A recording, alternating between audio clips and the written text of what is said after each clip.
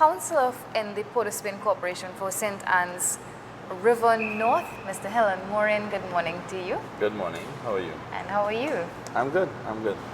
Very early morning this morning. Well, yeah. As you always are up early in the morning about the business of the people. You also held the position as guild president in 2008 to 2011. 2011, yes. Yes. At UE St. Augustine. Yes. So, and for those of you who don't know, is there also a QRC, a Royalian? That's what you call your? Aurelian, yes. Yes. So this morning's conversation basically is about your journey from UE into politics. Coming out of UE, I know we were just talking about it off cam, but did you see yourself getting into politics? No, actually, I've always been interested in leadership, in getting things done and helping others. But I never would have expected that it would take me into this level of, electoral politics. I always thought, yes, it would take me into, advocacy and different things, but I never, implicitly designed or focused on getting into politics at this level. But it has been a really interesting journey, and it actually started back in my days at Queen's Royal College. I would actually would have been involved at student government level there. Okay. It was then called the QRC's student government was called the Student Enhancement Association, the SEA. Wow. But that had very to change, of course. They changed that now because of the clashes with the actual secondary entrance assessment. Yeah. So I was there for 2 years as the head of that organization, where I think I developed a bigger passion.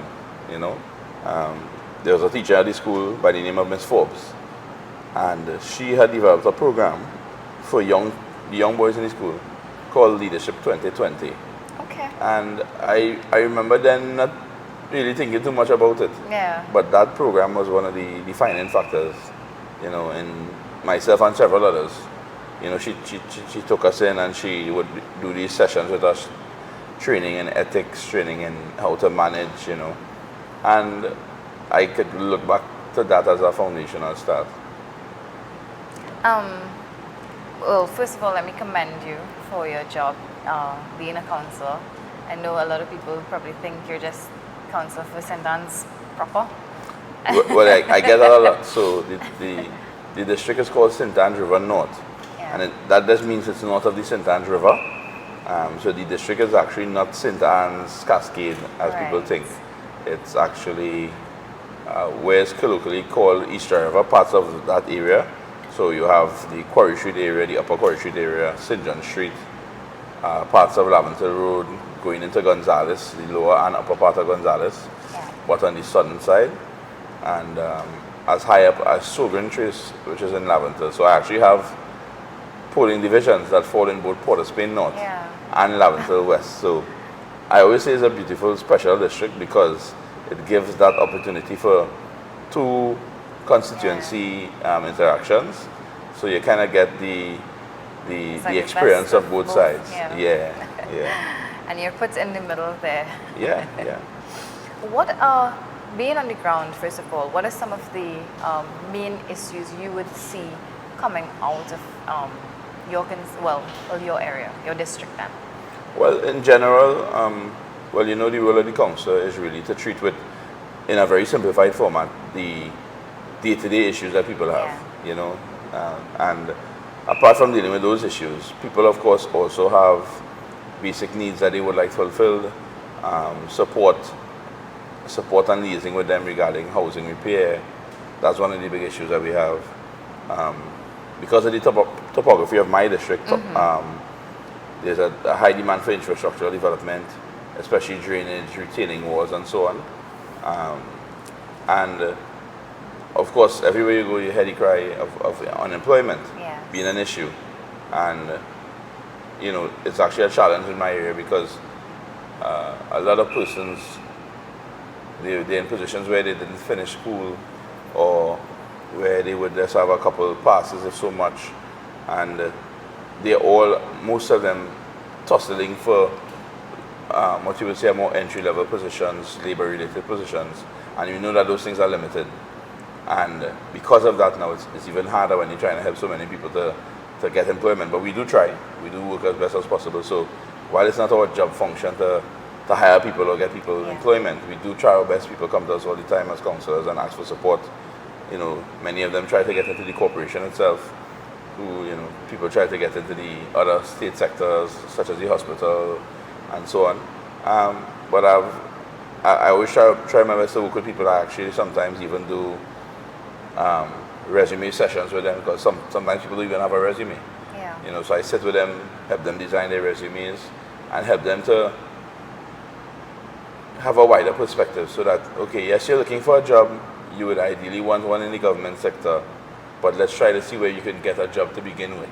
Yeah. So you need a job, and it's better that you head out there and see what's out there for you, than you're just focusing for years, for 3-4 years, without success on a government job that may not come.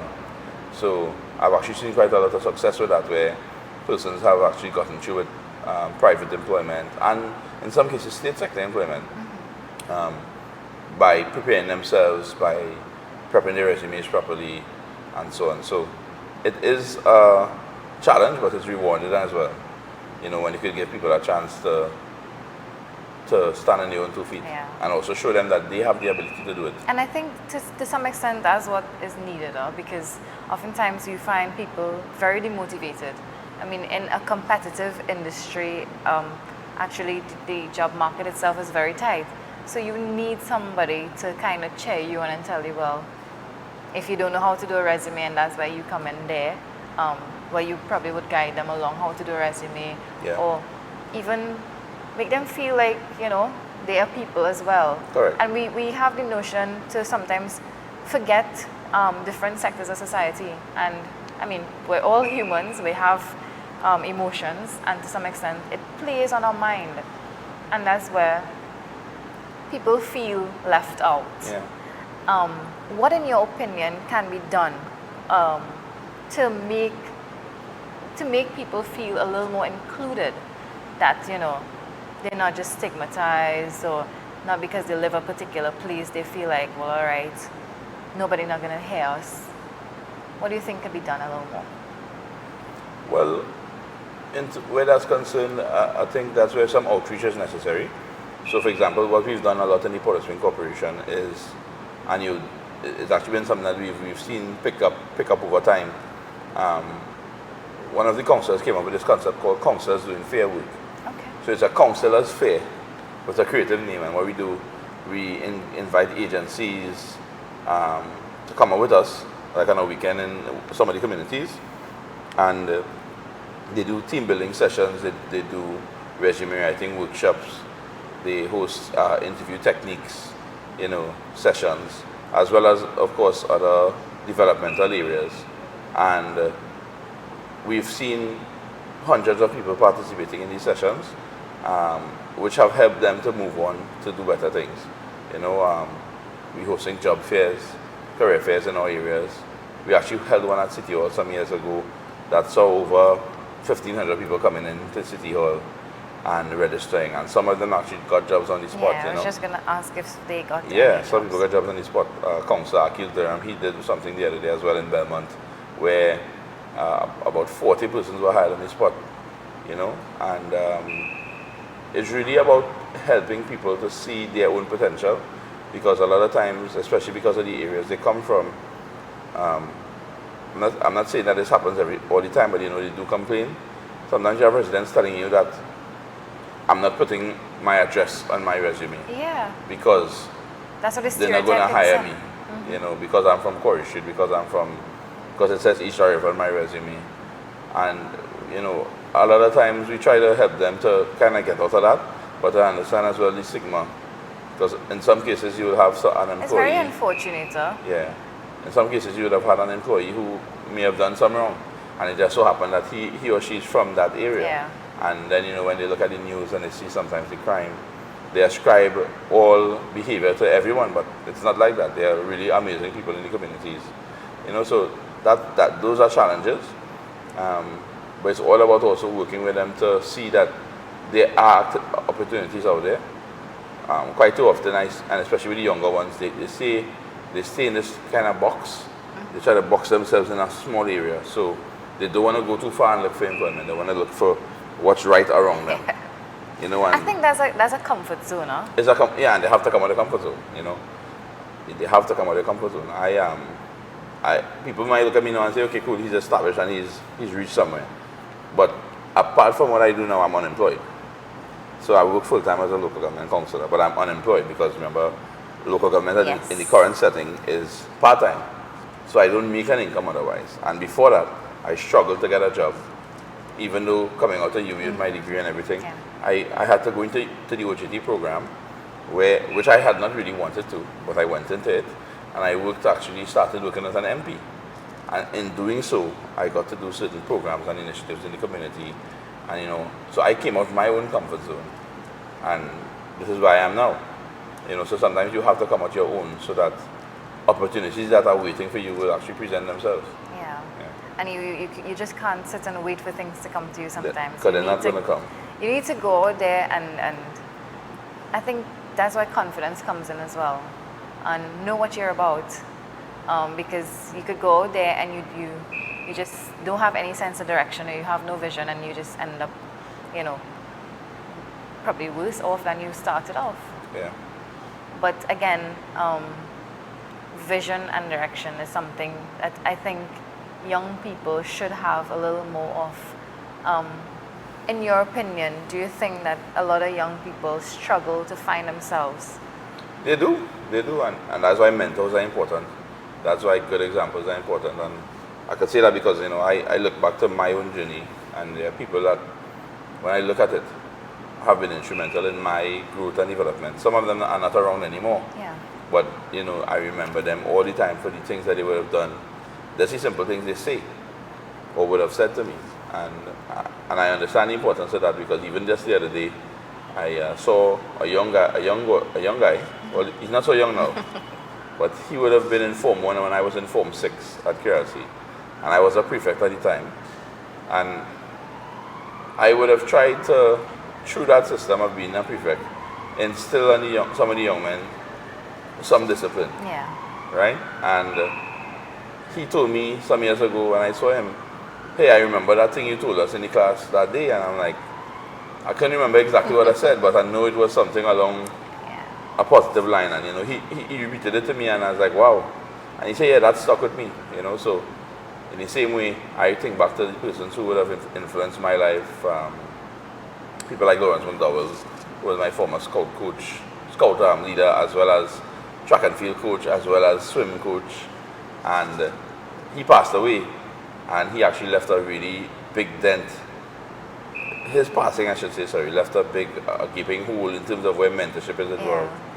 So we need more people mentoring younger people and guiding them, because a lot of times they don't know where to get the guidance, and then they lack that confidence, as you say.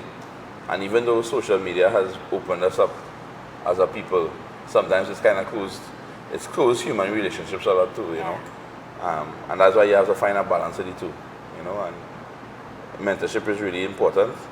And sometimes we have people out here so busy with their lives that they're not making time to take that little time to say, hey, this is how you should do this. Even in the workplace, sometimes you have people who they're more focusing on protecting their space and their space on the job site, or their ability to advance, rather than helping the others who are below them or among them to grow. Yeah, I think there's somewhat of a communication barrier in terms of the older heads passing on information to the younger ones. I don't know, and I think both can learn from each other. Correct. In terms of technology. And speaking of technology, I know that this year's World Youth Skills Day, it's focused on technology and the youth. So, I mean, it goes hand in hand. In terms of, what do you think youths can offer to society? Oh, that's a really broad question.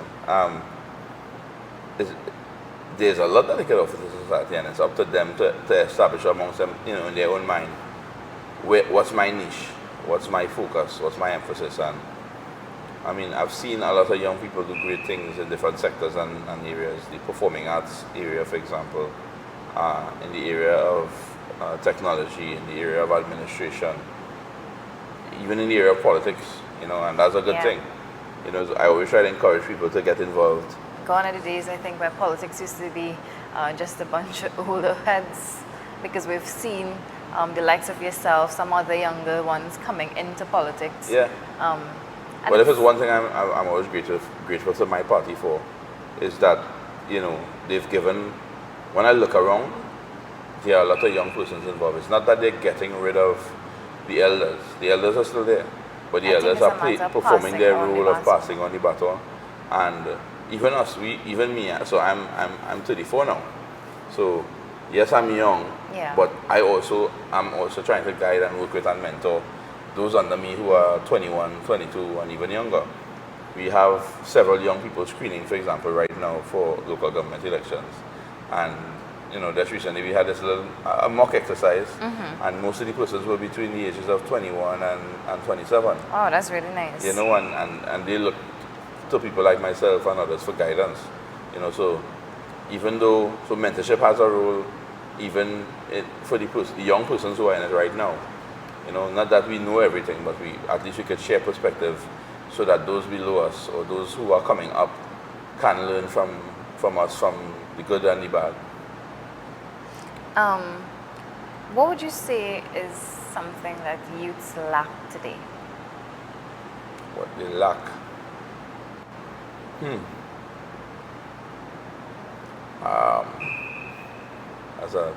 That's a serious question. I won't be able to touch on everything that youths lack, but what I would say is that they have, in some cases, and especially maybe because of the quick pace of the society these days, they sometimes lack the patience. They think everything happens one time. And I always there's somebody who always made the example of Nescafe 3 in 1. They just expect that you take it and you pour it in a cup and throw some water and mix it up and you have coffee. But at one point in time, you had to get the bean, ground the bean, and do all the work to get it out, and that sort of thing is lacking a lot. A lot of times, our young people don't take the time to invest in themselves. They don't take the time to wait on opportunities.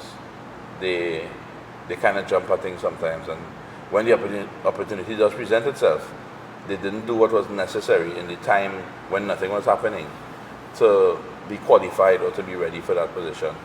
And even if they do get the position, they end up being frustrated in it and eventually leave. So that patience is a very important thing, and we have some work to do there. And I think we also need to be thankful for where we are as a society.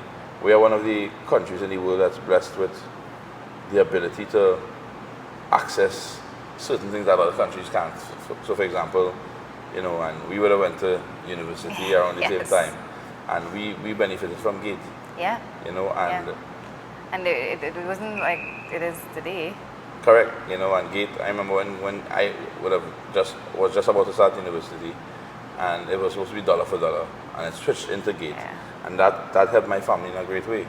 And we have access to things that were not available before. When Eric Williams would have been one of those persons who had to gain secondary education in the way that he did, he recognized, wait now, why is it that only a few could move forward? Why is it that some must have school leaving? So that's why one of the first things he did when he came back, I think to an was to extent that is focus on still, education. that's still there now. Well, you will always have in society those elements of class, as well as those elements of how to say it. It's like a pyramid system to an extent. You will have those elements, right? But in the main sense of things, in the general sense, the majority have access where they didn't have it before. Before, you had to write and you top your school Yeah. to make it to school. And then everybody else, imagine a primary school class of 60. One person going forward to go to school out of that class, or maybe two. Yeah. So the others, the 58 others, what they're doing, they just get a school evening certificate. Now everybody leaves primary school, Yeah. everybody leaves secondary you get school, you and get everybody placed. has the right to access tertiary education, even also in the technical areas, you know, so the technical vocational areas as well. So it's not just about the academic minds. We have so much opportunity in the country, and I think that's another thing, we're not taking advantage of what's available, you know, and we're not qualifying ourselves like we deserve to be. There's so many opportunities for young people all over the country, and we know that some systems are not perfect, and we know that there's bureaucracy. Yes. Government systems have been set up to deal with human beings, because human beings are not perfect.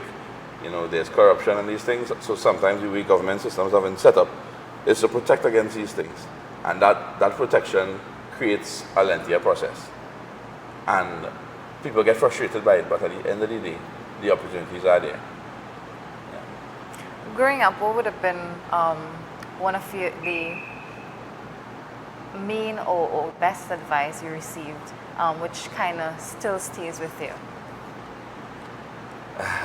Well, so much, but At the top of your head, what the is top like? of my head, the first one I remember is when I was at KRC, I would have not been paying too much attention to how I speak. So I'm still not the most perfect speaker, but I was much worse before. And, you know, a lot of colloquialism, a lot of slang, a lot of, you know, wildness. And I remember once I went on a geography session with the class, and we had to make this presentation, and I was so unprofessional in how I presented it. I was more focused on making people laugh. And I remember the teacher, Miss Skinner at the time, she pulled me aside and she said, hey, be more serious about yourself and think about how you speak. Because when people see it, when they hear, that's what they see for the first time. That's what they see. And you have a lot to offer, so don't sell yourself short. And I remember her telling me that. And not too long after that, I became the head of the Student Empowerment Association at KRC. And I had to give a speech at the school assembly in front of all these boys. Wow. So And, I'm guessing you aced it then? Well, I guess it was much better because she came up to me and hugged me and I was like, you listen to me. You know, and so, you know, that's why I said the value of that mentorship is so important, you know, people to correct you when you go wrong. Yeah, Because yeah. a lot of times people go wrong, and now in society the elders don't want to say anything because Yeah. they're afraid being chastised. The same parent of that same person could come at you and be like, don't tell my child anything, you know, there could be a violent outcome. And When- some youths, they're not easy to talk to as well. Huh? Correct, yeah, but But I think we that have is to. because, you know, probably children cry out in different ways. I always say that. So sometimes you might have someone who's really quiet and the other person is really loud, but you have to look deeper and realize, okay, something is bothering this child. Yeah. Because people don't always act out. Reactions to situations are always different for every individual.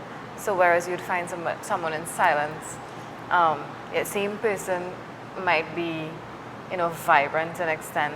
Yeah. And then you have another individual going through the same thing, but it's more loud, it's more Yeah. aggressive. So, I mean, I think you have to know the individuals as well. Yeah, you have to be patient, and you have to approach the situations with understanding.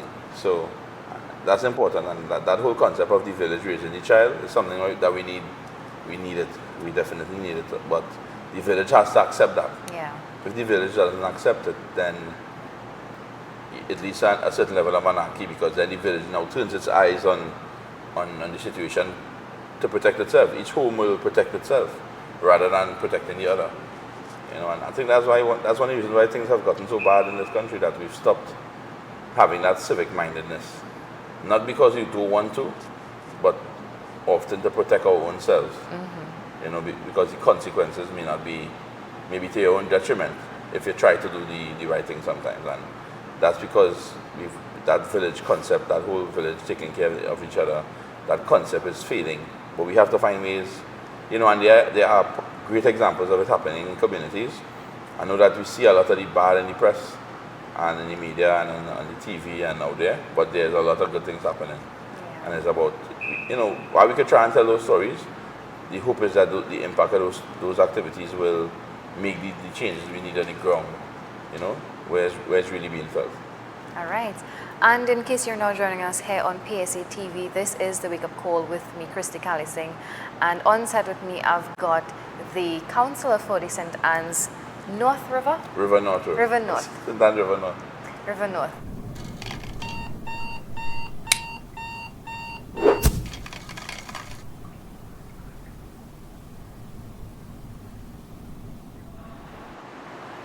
And welcome back to PSA TV. This is the Wake Up Call. On set, I've got with me the councillor in the Port of Spain Corporation for St. Anne's River North, Mr. Hillan Morean, who's also a good friend of mine. I've had the privilege of being in university at the same time when he was the guild president. I think I remembered clearly campaigning together with you. Yes. I would have been, I think that was Oldham Street. When we were walking along, sharing out flyers, and I said to myself, but he's a good leader, and here you are today. Yeah. And if I'm not mistaken, you held that position. There was some kind of controversy in the elections around that time? Or was it after? I can't remember. There's always elections, so there's always some controversy, but UE elections were always really nice. That's a dynamism. Yes.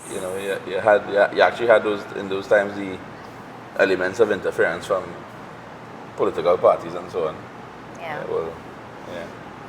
Looking back at your time at University of the West Indies, how would you say was your time there? No, it was mind blowing. Of course, it was mind blowing. I mean, you met us. Yeah. Well, the university experience is always one where I remember it's higher learning. Yes. So apart from that higher experience of learning, is that coming together with other like minds, or even meeting persons out of your field.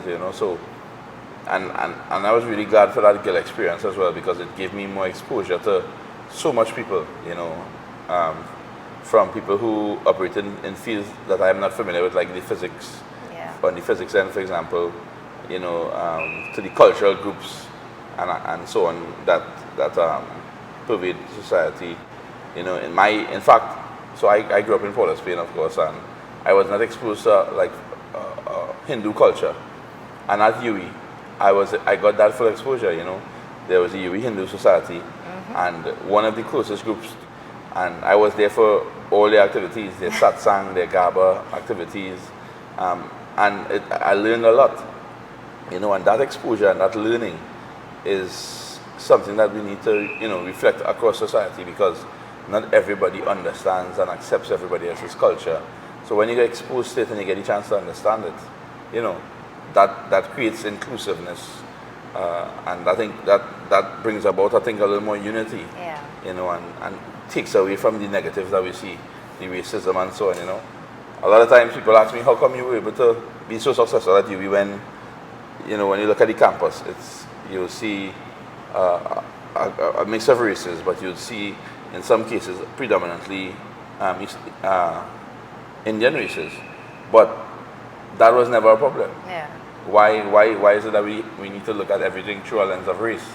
And we're quick to pull the race card, Yeah, the race card is so quick to pull, and I'll give you a quick experience with that. When I went to Dominica as part of a team from UB Stat at the time, where we were promoting the university to the students in Dominica. And I didn't know that in Dominica they have race issues where it concerns the indigenous peoples and the black, the African persons. So I went to the school, and the school is supposed to be like one of the biggest schools in the place. And I'm looking at the classroom, and all the children are sitting down, and all of the children of indigenous descent on one side. Oh, wow. And all of the African people on one side. And I'm telling them about my experience at UE, that I would have, that this was my third term, and they were like, but how? And one of them asked the question, how is it that you could win on a campus with so many Indians? Oh, and I'm like, what? And I asked them, well, first I was shocked they even knew that information, and I spoke to them. And then I looked at the fact that the whole class was divided, and I said, listen, I want you all to do something. Get up and mix up each other, mix up. And I mixed them up, and we had a nice little conversation, you know, but it said to me then, at least at the university level, there is a certain intellectual growth or a societal acceptance, or an acceptance, sorry, to not accept what society throws on them, you know, that you have to look at things only through the lens of race. I think they were willing to deflect from the norm at that point. Correct. And the goal is, and I hope that that's the case, that learning from university now will go into the society. Yeah. So it doesn't have to be that, you know, you have to say these racist things. You know, I hate when people say, I mean, you hear people say the only good Indian is a dead one. You hear people say that. No. You hear that racist statement made by some elders, and when they say that, it disgusts me, because just because you may have had a bad experience with somebody doesn't mean that everybody's the same, you know. Because I have some amazing friends who are Indian, and I have amazing friends who are of African descent and other descents, and then I have terrible friends in all these areas, you know. So it shouldn't. We really need to take off those lenses of race and focus on that coming together, because that divisiveness is what's killing the country as well. Yeah. It really is affecting us, you know. And but I've seen the public at large reject that, you know. It's just that I think sometimes they go back to that banal instinct, but we have to continue that fight. I think it comes out mainly around elections. Yeah, because sometimes the rhetoric feeds into that. But, you know, I don't want to get too political, but one of the things that attracted me to the PNM is that it's actually in the PNM aims. Yeah. It speaks to a certain level of cultural inclusion, you know, and that for me says a lot. That the goal of the party, and the party is not often criticized as not being a party that takes care of a particular race. They always say that. I think you get that in all political parties. In the UNC might be criticized for not including the Africans, and the PNM might be criticized for. But I mean, at the end of the day, as long as if you look at the legacy of the PNM, the PNM includes everyone. So one of the biggest criticisms people say is that they don't take care of black people. It says that, but that's not the case. It takes care of everyone. Right. It's not the focus on one race. It's a focus on the totality. And, you know, I remember Dr. Rowley on the night in 2016 when he said he's not the Prime Minister of the PNM. Mm-hmm. He's the Prime Minister of Trinidad and Tobago. So he sent that message one time that, yes, that's the party I represent, but you need to remember that right now, after this victory, it's about Trinidad and Tobago. It's not about PNM. Yeah. And that always stuck with me. Tell me something. What are some of the plans that the corporation is working on right now? At the corporation, well, we are trying our best through our policy, because the council's role is to make policy. Or the council's role, sorry, because the council is made up of both councillors and aldermen. So the council role is to make policy. And what we are trying to do, we are trying to fix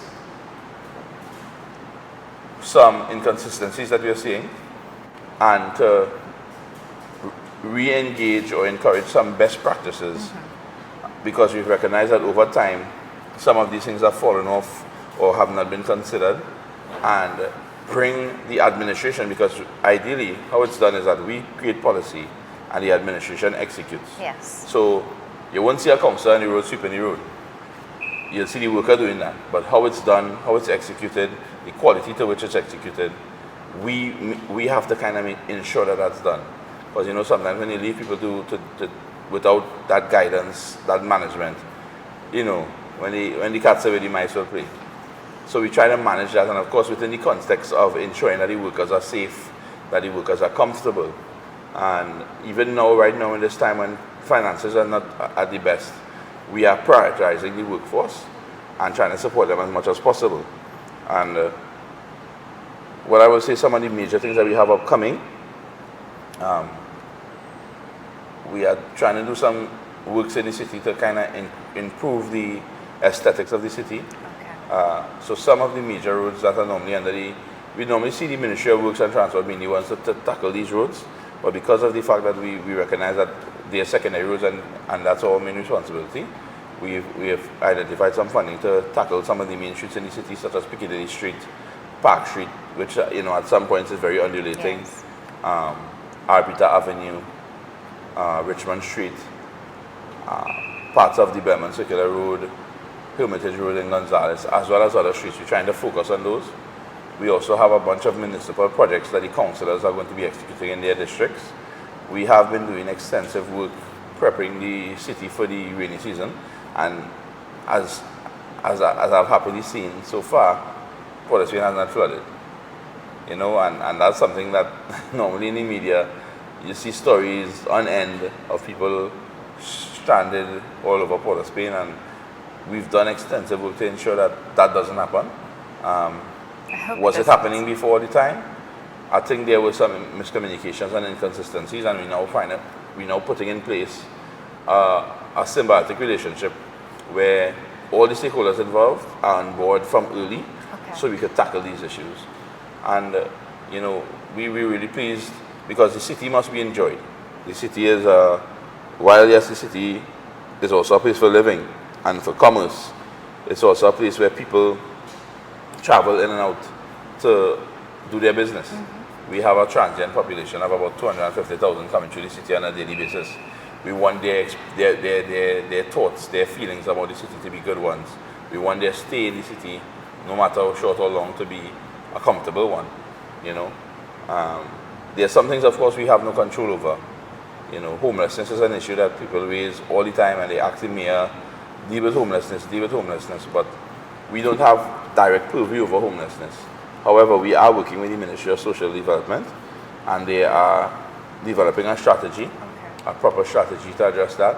It requires, first and foremost, proper legislation, because as it stands right now, you can't just go and remove a homeless person off the street. You can't just go and pick him up and remove him.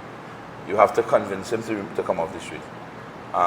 If he's mentally unstable, you have to have him assessed by a mental health officer, normally in conjunction with a police officer, and then he can be removed.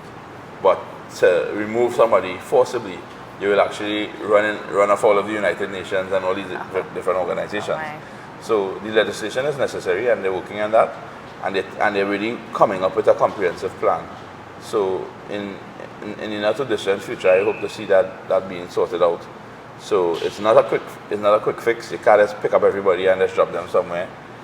It's human beings you're dealing with, and we have to remember that. And they have families, they have people who love them, and probably people who just don't understand how to deal with them. Yeah. Let's talk sports. Sports, yeah. Your field. Yes. Before politics, of course. Correct. And to some extent still is. And I know that you want to get into what's been happening with our swimming pool. And I just saw a picture of it on Twitter, and I thought it was really, really pretty. Yeah.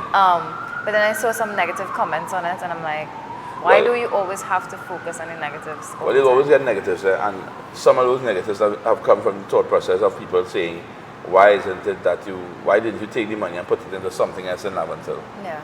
And my answer to that is, why not? Why? The investment in the Laventille via the swimming pool is something that will reap the rewards in many ways.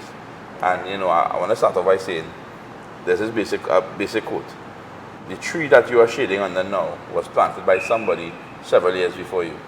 So that pool is really an investment into Laventille, so that one day you'll see somebody similar to George Bovell swimming in the Olympics, representing Trinidad and Tobago, and possibly coming from Laventille. It's a pool put there for our elderly or those persons afflicted with non-communicable diseases, as we have so many in this country, as we know, getting therapy that they deserve at a low cost. I always refer to a gentleman in my area there who, several years ago when I met him for the first time, wheelchair bound, severe osteoarthritis in the knees, and they told him, listen, you need therapy, and the best therapy for you right now would be some water therapy. And when we carried him to some of the private places and so on that were close, you have to pay $300 a month just to register. Sorry, 300 to register, and then maybe about 200 for the month. And he didn't have that money. Yeah. And then he has to hire transport to and from. So by the time you look at it, he doesn't get the benefit of that therapy. Now he has that opportunity to do so at a low cost, so that, okay, if he has to focus his funding on accessing transport to reach where he has to reach, fine.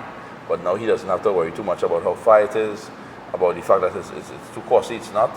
It's really good rates. And who knows, maybe in a couple of months' time, or maybe over the course of time, he could walk again. So it's about creating opportunities for a segment of the population that doesn't have access to those opportunities. And you'll also have job creation on that end. Yeah, correct. And other economic opportunities, because when you have activities at a site, yes, humans come. And when humans come, humans have needs. Humans want to buy water. Humans want to buy snacks for their children. And other things. We had some games up in the area this weekend as part of the Commissioner's Cup.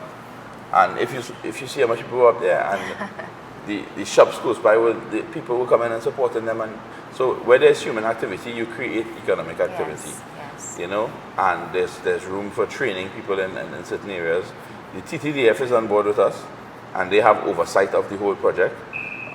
And what they'll be doing over a short period of time that they're here, but they're not going to be here forever, is working with the management, the civilian management, to ensure that the rollout of the programming is good, that it's of a high quality, that it's disciplined, and that's going to bring a whole element to Laventille.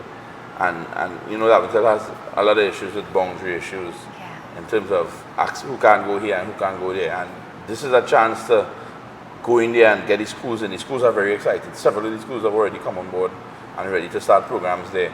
And we're going to bring the children together and show their parents, who can't seem to find a way, some of them, to love each other, that, hey, we could love each other at that level. So it's an amazing opportunity. It's something to bring people together, basically. Yes, it opens officially to the public on the 22nd of July, and you are invited. Come up and see what it's like. You could do a whole show on it. I will. Yeah. I do intend to. Good. I mean, I can't swim, but Look at that. Now you can learn. I could learn. So, what about coaches and stuff like that?